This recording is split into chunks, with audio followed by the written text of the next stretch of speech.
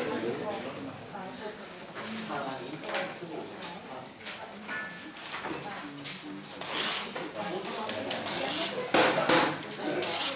the preparation time has expired. I will call this guy next. Okay, the round will start as soon as Tozuka comes back here. What's he doing? Praying for the god. Praying for the god. He doesn't like translation. Alright. What age do you know?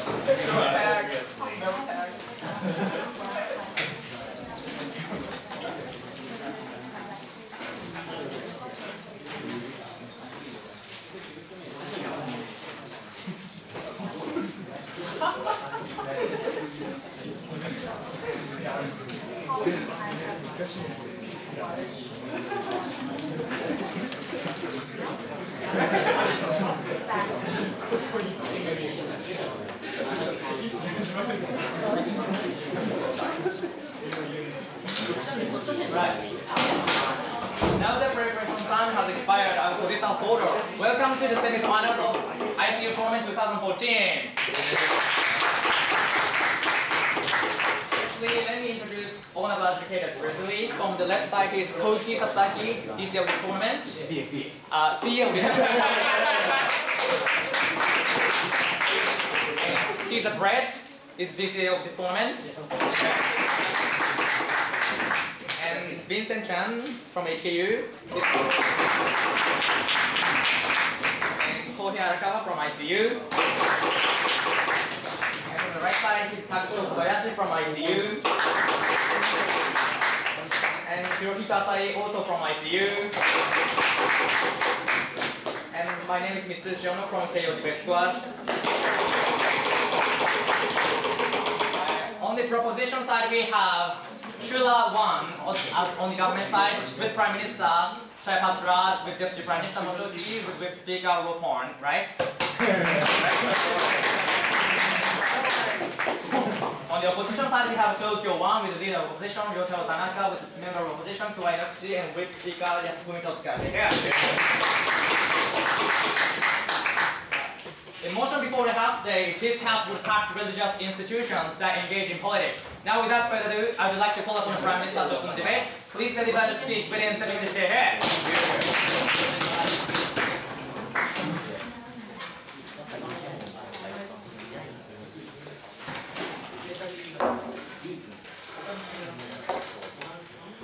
Ladies and gentlemen, we believe that individuals or institutions or organizations, anyone and any stakeholders who attempt to make changes within the society should give back the contribution to that particular society due to the use of infrastructure and due to the use of jurisprudence and many other reasons which will be elaborated in my speech. So, first of all, what do we stand here in today's debate?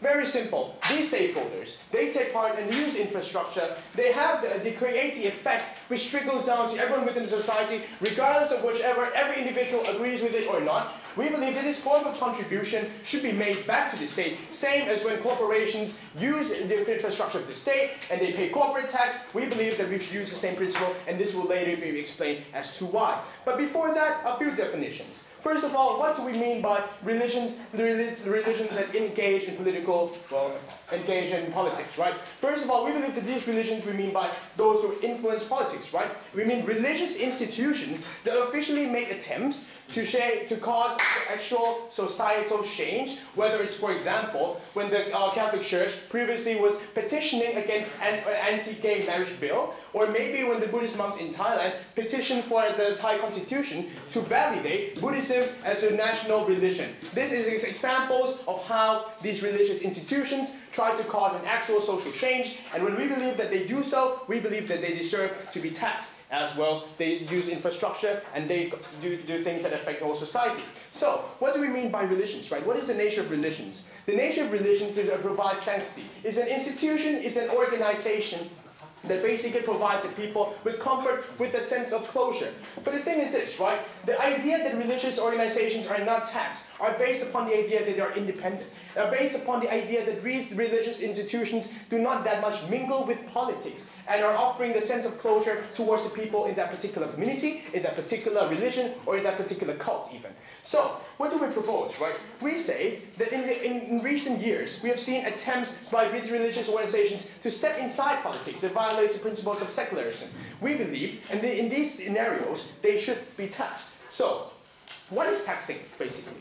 We believe that taxing is a form of contribution. It's a part which gives a sense of exchange. That you gain something from the society, you use the infrastructure of maybe, for example, lobbying, like companies use a method of lobbying, they contribute back to the state simply because they use the idea of infrastructure from that state. We believe that religious organizations attempt to do so. For example, right, religious organizations also have lobbying powers, especially in the United States of America. When they want to lobby against some anti-gay marriage bill, we see that they attempt in the same actions in this course. So, I have two things I want to talk about in today's debate. First of all, why church should pay tax, and second of all, why taxing makes it better in terms of how church considers their policies, their ideologies, and ultimately better for society. First of all, why church should pay taxes. First of all, they try to create tangible changes within society, right? And it's not necessarily that everybody agrees with them. We believe that the traditional sense of religions is that, well, except for the Vatican, where they killed lots of people before, the traditional sense of religion is that they become somewhat independent and they don't rely on these political institutions. We believe that when they affect the whole society, they become an active player, which affects everyone. And the state should have the responsibility to contribute back to the individuals who do not necessarily agree with them also. Second of all, we believe in the idea of jurisprudence, right? Because when you want to affect a change within a particular society, you go for example, lobbying. Or maybe, for example, you support a particular candidate in politics for him to get the votes. By this, when you're not taxed, ultimately means that everything you do is validated as being independent and ultimately is not contributing back to the society. When you use this infrastructure, we believe it is entirely fair that we apply the same principles as corporations who reap the benefits of the society to use that thing. We don't think that's entirely right. But furthermore, right, we also believe that these religious institutions are not shared by the same common belief within the society. Not everyone shares the same particular belief. And really we should respect all of them, and ultimately we don't necessarily have to value these institutions above the corporations, as many other people that don't necessarily share the belief think that these religious institutions are above these institutions as they don't share the particular belief. So, why do we believe that taxing is better? Before we move on, yes? What can you say economic belief totally equals with like to believe in the religion? Sir, ladies and gentlemen, the thing is this, the concept of belief varies by people, right? I may value something very highly, for example, economic belief, or some people, I may think that economic belief of mine is the same part as other religious belief, because it doesn't necessarily that I have to value other religions as highly as mine, or as lower as economic beliefs, right? We don't think that's entirely fair. But more importantly, first of all, we think taxing is better, because we don't necessarily like when religions mingle with politics, right? Because lots of time religions are extreme. They have extreme ideology, for example, anti-gay marriage, right? But we concede to the fact that there's also individual rights that they have the right to choose to push for it. So therefore, we still don't ban it, but we still believe that they have the responsibility to be taxed for it. And we also believe that there are moderate people who will actually gain, there are moderate religious organizations who will contribute benefits to the society, so that will be explained later.